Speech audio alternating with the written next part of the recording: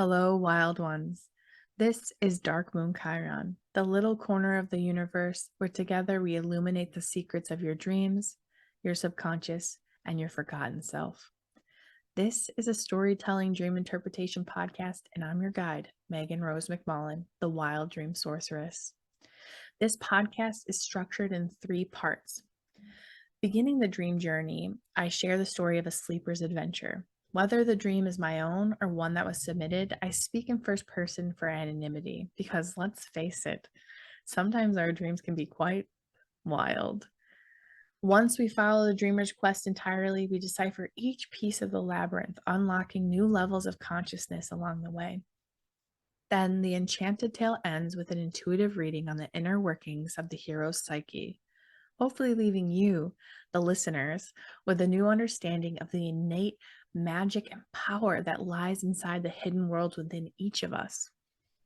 Allow the story to transform your ordinary waking lives into your wildest dreams. Or at the very least, strap in and enjoy this imaginary ride. Are you ready to get wild? Hello, my darling. Hello, my baby. So today we're going to talk about, are you ready for this? The unconscious versus the conscious, shadow work, and how all this came to be, right? So scientists believe that for a while that dreams were nonsense. They just felt like dreams were our brain's way of just like processing the day's data, and it didn't really make sense. Like they were just like nonsensical imagery, and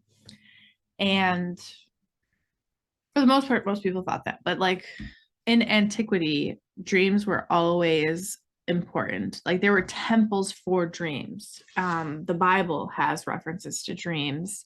Was it, what is that, Prince of Egypt was about dreams, wasn't it? Or Joseph in the Technicolor rain suit coat. Anyway, whatever, there's lots of dreams. Spartan, the movie Sparta, has that like orgle that you went to, and there's like a dream temple where they like got like high and stuff, and like they would talk about dreams. Even though that's not technically a like historic representation of that, but that's kind of like the premise, right? Like dreams were important. There were specific like priests or priestesses that would have like a temple. People would journey miles and miles and miles, days and days and days, months, to go to this temple and to seek out help for their ailments, for problems, droughts, diseases, etc. And basically they would have this temple of beds, and basically you would just like sleep and nap or whatever with specific intentions. You would eat these good meals and these specific foods, and you would have this ritual, and ultimately it ended up being where you have this system where you get the answers to your questions. You solve specific problems that you have. Yeah, so I mean that's basically how dreams started, but then we got kind of out of it because science kind of proved it to be nonsensical. But then when psychology started to come back, and Sigmund Freud, I mean the indigenous people always thought dreams were, their shaman beliefs, always like they believe that shamans like they put one foot in the spiritual realm and one foot in the waking world. That's one of my favorites, honestly, that we are all dreamers dreaming this world into being. I just freaking love that. That's just my like really what I think, and I truly think. But to kind of bridge the gap between science and spirituality, because I think that science can prove spirituality and vice versa.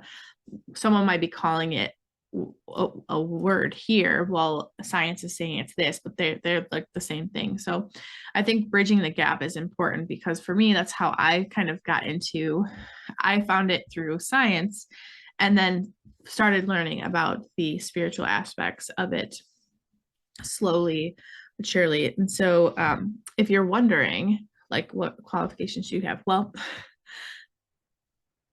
I have a master's degree in mental health and wellness and spiritual ministry, and I also have I got a lineage taught by a lineage of the Chiaro tribe, or peoples of the Chiaro, people of the Peruvian mountains. So I learned about that. Technically, I'm a full Mesa carrying shaman or whatever, but I personally think that they have some really great teachings. But I personally also believe that Carl Jung was really great in dreams. I think he did a really good job of like breaking down the psychology of the unconscious, and I really resonate with that. So that's kind of like, I guess, a little bit about like how the two for me kind of bridged. I went to school for mental health and wellness, started learning about Carl Jung, started to learn about the unconscious and the conscious, and I really always been drawn to the shadow. And then I started like really liking psychoanalysis. And then I've always been a dreamer. I remember there's a term called like a child prodigy dreamer who like dreams and had like out of body experiences. I can't remember the author of that right now, but anyway, he talks about how like there's these children who like are really good at dreaming because they're constantly in theta brainwaves and alpha and theta brainwaves, where they're like tapping into these like meditative trance like states, whether they're sleeping or not, and they're like astral traveling or out getting these outer body experiences or tapping into this collective unconscious, as Carl Jung talks about. So I've always been a dreamer. And so when it comes to the science part of this is Carl Jung is a Swiss psychologist who got his foundation based on Freud. Freud was debunked because he had a dogma about sexuality and how everything was repressed sexually. So that's where he comes from. But Carl Jung actually learned from Freud, but then he started branching out, realizing that you can't blame everything on the libido, right? So he started working on it, and he started having his own personal experience. And he says this thing, he says, like, based on my own experience of the divine and the collective in my dreams, I cannot not just to say it like this, he's probably like, he's got scientist words, but he can't just like cast aside this unconsciousness. He can't just ignore the fact that like these dreams are like deeper, that go deeper than this, based on his own personal experience and the things that the synchronicities and the things that have come up in his life. So basically what he does is he starts understanding, and he has this chart of the self, and it's basically a circle.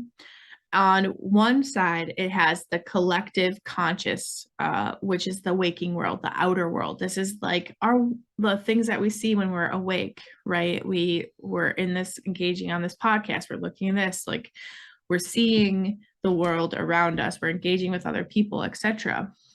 Then the other half of it is the collective unconscious. This is the stuff that doesn't really get seen as much. It's the projections, the ruminations, the fantasies, the things that are written about stories, books, the magic, the underbelly of things, the scary things that have been repressed, things that we don't want to talk about.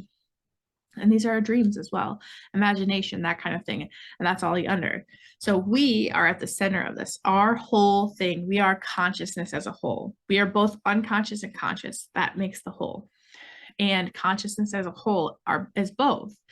It is the good and the bad. It is the, right and the wrong. It is both.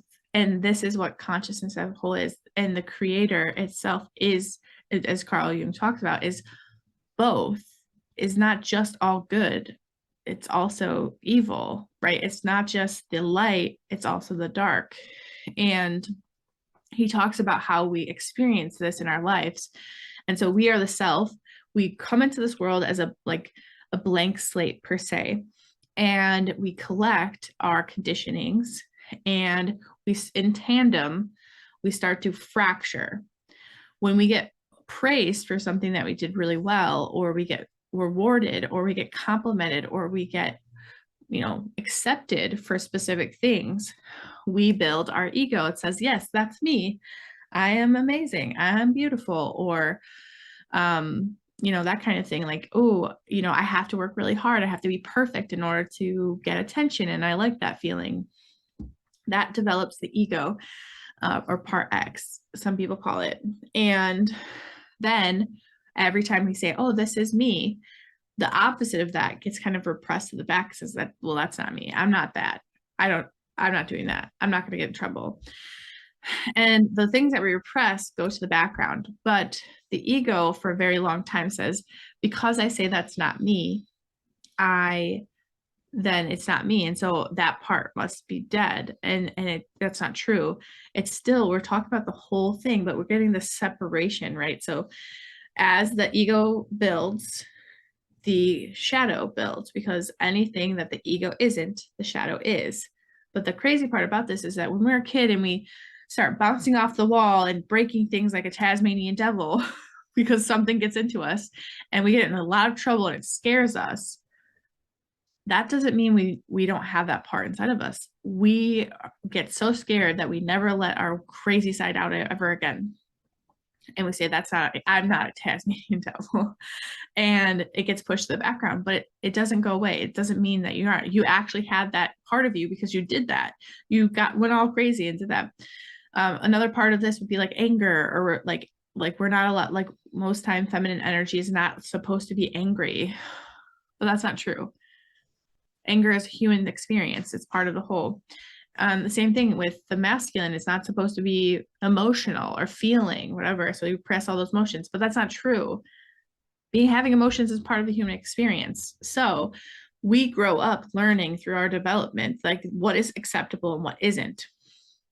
And so that's why feminine and masculine are actually talked about in dreams, is because of societal paradigm that we live in. It sucks. And yet, but we are both. We are masculine and feminine. Gender is relative to your experience. And that's the thing. And anyway, but so it gets pushed to the side. We get taught that we're supposed to do this. Like, I grew up in a house with a single mother. Masculine traits are the thing. And I learned from her. While me and my mom were more masculine tendencies, my sister got to be really feminine. And like, that was like how it was. And so if you were to tell me from my perspective, I'm more masculine, my sister's more feminine, she cares more about the like makeup and hair, but like that doesn't necessarily mean she's feminine and I'm masculine. It's just what society paradigm tells us, right? So that it goes into the collective underbelly, right? These things that are acceptable based on our appearance, based on who we are to the outer world, but we still have this inner world that still exists. And that's kind of how the ego and the shadow collectively build together. They're in tandem as we develop. The problem is most of us don't know the shadow. Most of us are living in just the conscious world. And so we don't know a lot about our inner world. So this could mean that you might feel like uncomfortable. You might feel uncomfortable being by yourself and it feels weird and you're not really sure. There's a lot of anxiety, or you're somebody who is constantly busy because you don't want to spend time by yourself, or you don't like being like, you're a people person to the point where it's exhausting until you can't anymore. And then when you're home by yourself, you feel uncomfortable and like anxious, and you feel like you need to be productive. Like that might tell you a little bit about like if you have like a repressed part of yourself that isn't really being, or unconscious part of yourself that isn't really been looked at. But it's really important, because just because we say consciously that we are not something doesn't mean that we aren't. Because if it did show up into you at one point, like we are both, well, that's like the whole thing about consciousness, is we are both the outer and the inner. And if you don't show people a certain part of you, doesn't make you not that thing. It just makes you not showing that part. And the problem that we have is that when we repress these parts, if our ego represses these parts of ourselves, they usually come out sideways.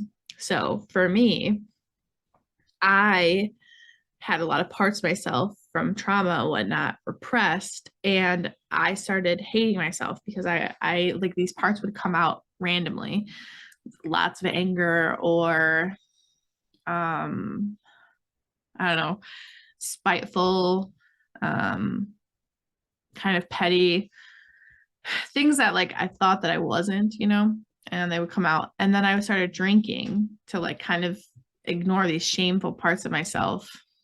And I hated myself so much that I like had suicidal ideation.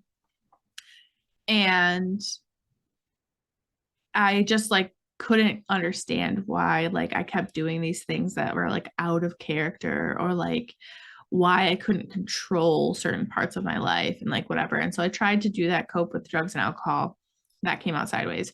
And eventually I started learning about the collective unconscious, about how our programming and our conditioning builds this persona, which is the mask that our ego wears, right? So I am a straight A student and I just love school because I get attention, like because I just do. And like I need to go to a, Ivy League college and I need to do this. I'm not saying this is wrong. This is the outer world. That's what I did. I didn't go to Ivy League college, but I went to college and I tried to get straight A's or whatever. And when it comes to about 27, 28, I was miserable because I had my conscious world. I was miserable because the conscious world, I was perfect on paper, but I didn't feel perfect. I felt like an imposter. I felt like I was bad to the bone. I had lots of rage. I had all these things that I didn't really understand. I couldn't identify my feelings. I was experiencing all these things. And then I started learning about the unconscious, which is why I felt like that, why my conditioning made me feel this, because all the opposite of that is like lazy, procrastination, stupid, like all of these things that had been shamed out of me per se had fallen to the background, and they were still there and I could feel them, and that's what I felt. But to the outward world, I achieved so that I could feel not lazy and so that I could feel smart because I felt too stupid in the inside. All of these things, And so that's kind of how the consciousness and the unconscious kind of work. Is we are the whole self. We are both the ego and the shadow. And the separation or the illusion of that is the mask that we put on. We say, I am this and I'm only this. I experience this and it's the only experience I have. This is the right way. This is the only way. Because then you have, in this dualistic world, you have the opposite to that to be true. And there is so much gray area and so much flexibility when it comes to like situational experiences, which is the theory of relativity, right? Like we're looking at the same thing, but from different perspectives. And you're going to tell me this, your perspective is A, and I'm going to say, no, it's B. Neither of us are wrong. It's just a different perspective. And so this is what happens when we experience ourselves. We're taught that something in us is wrong or bad, or good or right, while the other is. And we have this like trauma and this fragmented versions of ourselves, right? That's how fragmented trauma happens. So anyway, then we get to like the next part of your journey, which is when you start to realize like, maybe I'm not all that bad. Maybe there are parts of myself that I was trained to think was bad, but like aren't actually. And then you start to play around and heal this trauma and these abuses and these fragmented parts of ourselves through many different tools, right? Therapies and shadow work and journaling and breath work and stuff like that. And all of these things are really helpful for our mental and emotional states as well as our spiritual healing. But ultimately, it's all coming down to the same thing, which is like radical self-acceptance. Radical self-acceptance is understanding that like you are the sum of all your parts. Like one part doesn't make you bad, right? Like when I was in therapy, that one of my pivotal moments was when my therapist asked me to go home and the homework for the week was to write 20 things I liked about myself. And it was really hard for me because I couldn't write I like myself because of XYZ.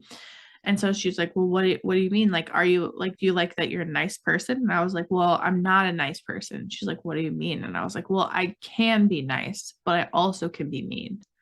And she was like, well, do you feel bad when you're mean? I'm like, yeah, I have remorse when I'm mean. I don't intentionally want to be mean to people. And she's like, well, then you're a nice person. And I was like, no, because a nice person isn't mean. And she's like, no, you care about whether you're nice, and mean people don't care if they're nice or not. When you feel bad about being mean, you then work on that and try not to be mean again once you figure out what you've done that was mean, right? And I'm like, yeah. She's like, that's what nice people do. And so it's like this part of us that thinks that it has to be all or nothing. Like I have to be 100% nice in order to be nice. But no, nice people can do mean things. Mean people can do nice things. And it goes on and on like this. Good people can do bad things and bad people can do good things. It's all this like really broad-based things, and we're a sum of all of it, not just these parts, right? And that's what healing really does. It kind of looks at these parts and kind of brings them in to radical acceptance of like, because the thing that we were taught was that we have to tough love our way into being the best person we can, but like a lot of people that doesn't work for. And so tough love isn't there. You have to radically accept these parts of ourselves that we have shunned for so long or repressed that have become our shadow. And this is why I'm an advocate of shadow work. Shadow work is scary, but with excuse me, it's a little dry in here. With shadow work, it can be a little it didn't even make it worse or make it better. Oh, it made it worse.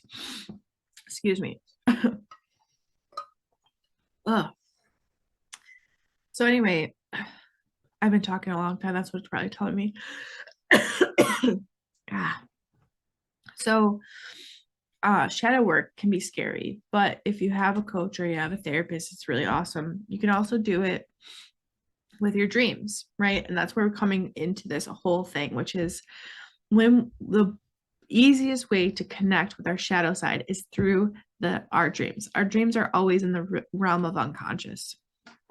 Literally, we're unconscious when we're dreaming.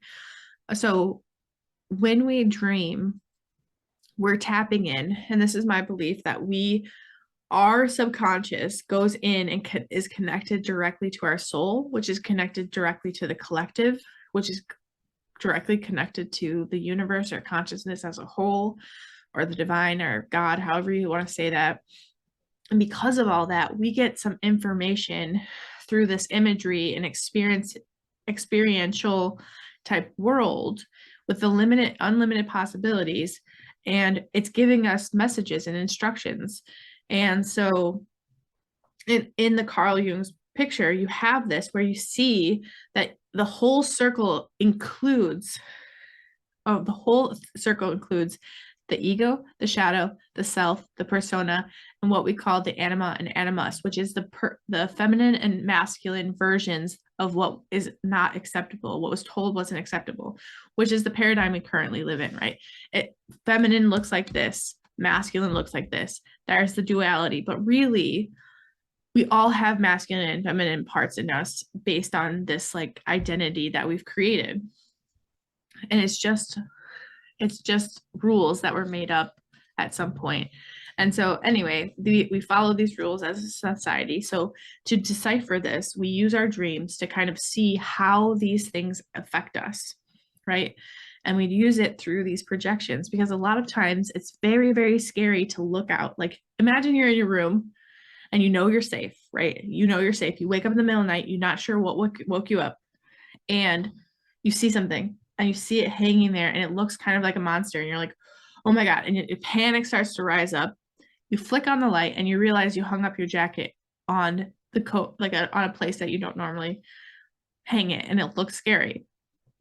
You were totally scared until you brought it to light, right? in our dreams, we face things that are scary, things that were punished, things that were repressed, things that we were told that were not okay or acceptable. And we deal with them in a safe way in our dreams, right? Like what happens in our dreams is not happening in our waking world. So like you can process these traumas and these hurts and these memories that are kind of scary while you're sleeping. And you can take whatever you're dreaming about and what you're sleeping about, bring it to waking life and even do even more. So on the left hand, you have your light. It's you. Okay. And on the right hand, you see a shadow. Okay. So you have a light and a shadow. So how does a shadow is created? There is a thing that's between them that is blocking the light, and that's creating the shadow. We can see our shadow through projections and through our dreams, but what we have to identify is the illusion of separateness in the middle that is casting the shadow. So I'm a light, I'm the whole thing. There's a persona or anima, animus, and then there's a shadow. We can see the shadow, but our job in our waking life is to identify what is creating that shadow, what created it, how is it affecting us, what are the implications of that, how can I use that, do I prefer it to, do I want it to be part of my life? Like say there's a part of me that is mean or petty, like do I want to like engage with that and let that be part of my personality?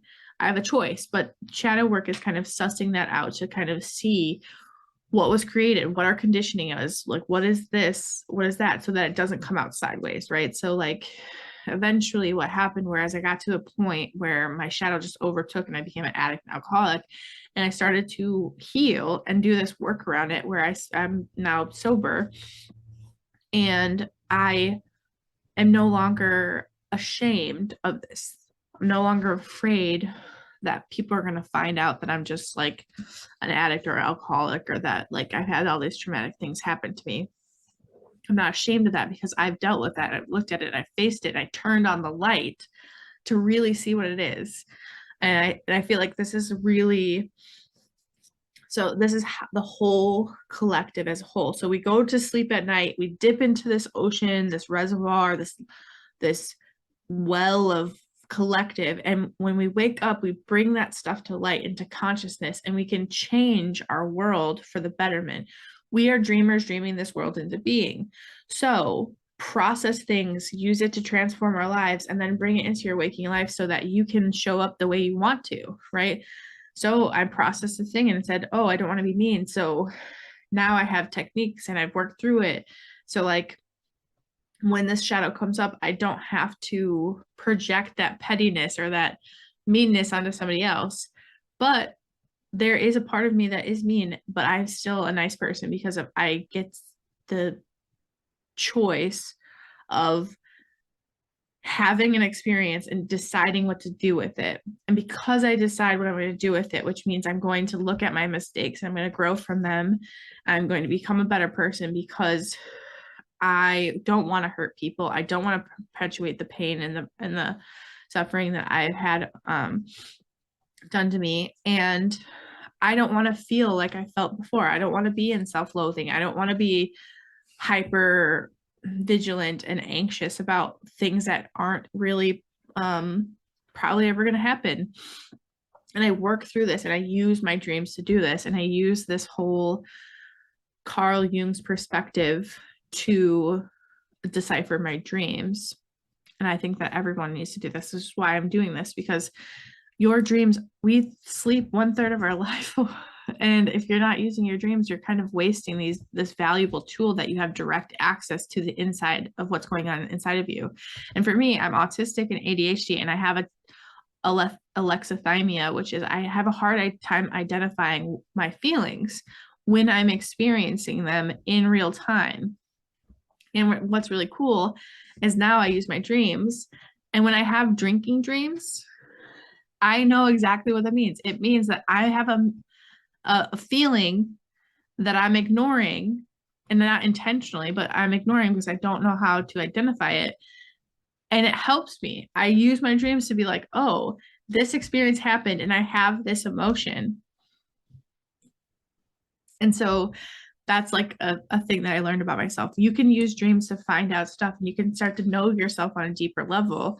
And it all deals with like bringing the unconsciousness, the unconscious, collective unconscious, your personal shadow, the collective shadow, taking it from the waking world and bringing it into, so you get this knowledge, right, in your dreams, and you put it into action and create wisdom for the waking world. And you no longer have to wear masks that you don't want to wear. And that's a big thing for me, because as an autistic person, I have masked my whole life. And it's been part of the reason why I felt like I didn't fit in. And so many of my traumas come from not being my authentic self and responding and reacting to things, stimuli, and feedback and stuff that I just didn't know how to, I wasn't really capable or taught how to handle.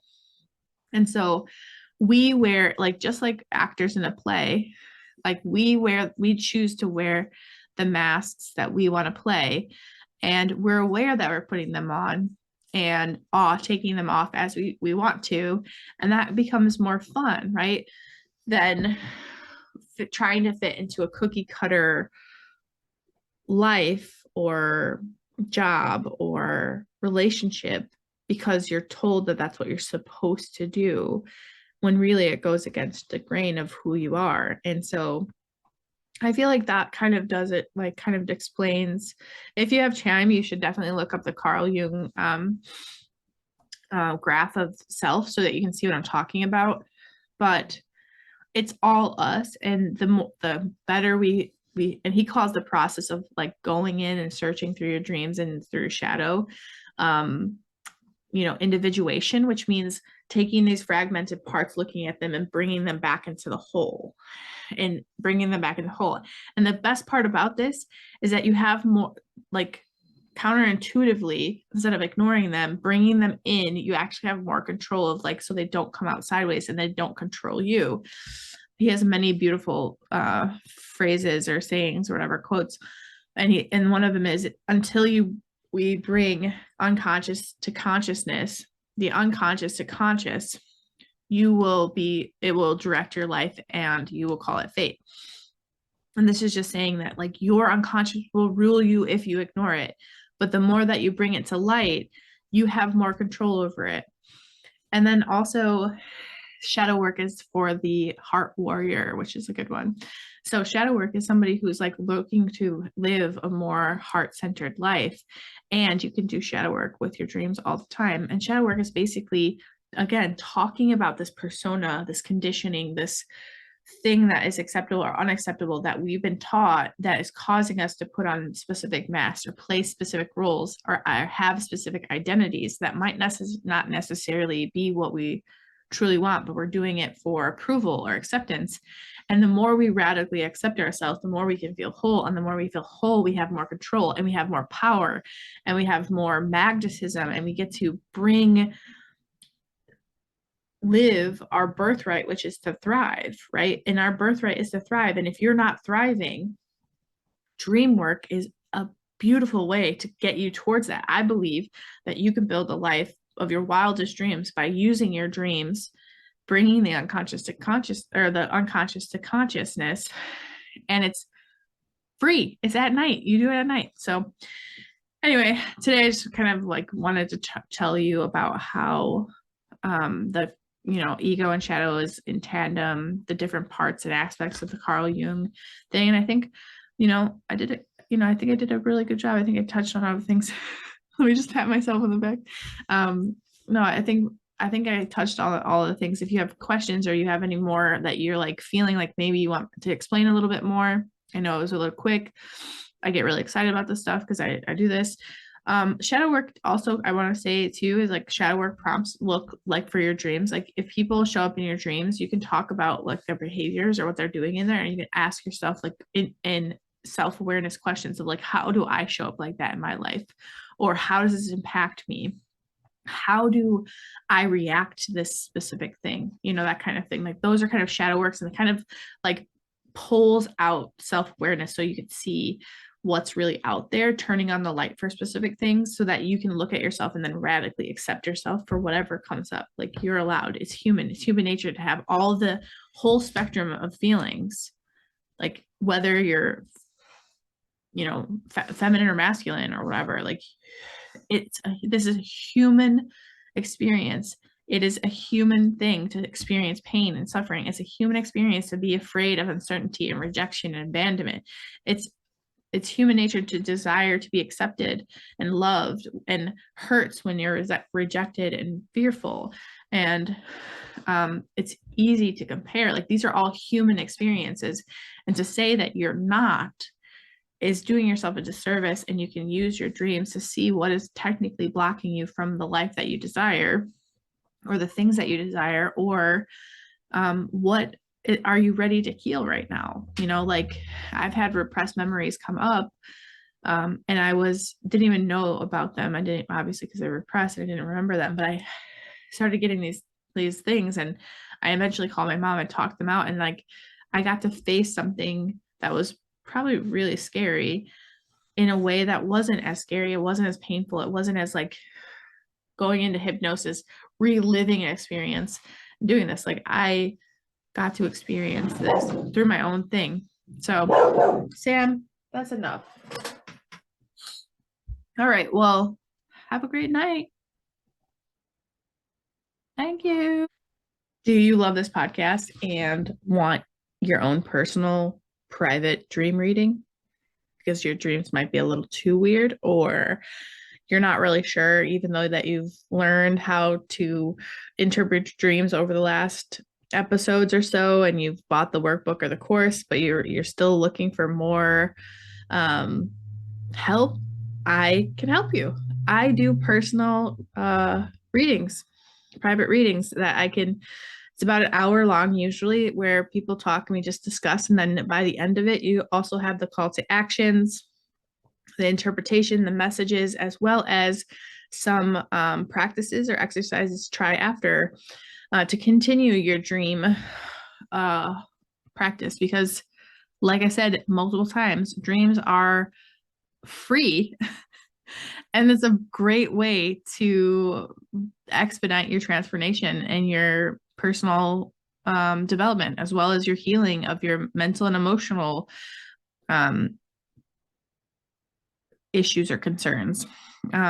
Manifesting, bringing in and calling in things, being creative, tapping into flow, learning to trust your intuition. That's another one. That's a big one. But personal readings and private readings are super helpful if you really have dreams and you're not really sure where to go. I can teach you while we work one-on-one. So I also have, like, say you really enjoy this whole podcast thing and you want to become an advanced dreamer, I have a 3-month container, or an annual container, where we can work together for 3 months to a year, where you could become an advanced dreamer, where you could do this like while you sleep.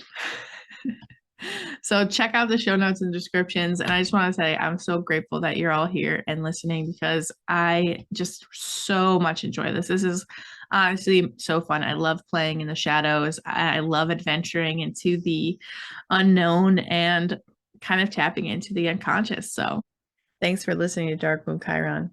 I hope you found what you're looking for and enjoyed the ride. If you'd like to share your dream adventures with the world, please head over to our website, darkmoonchiron.com.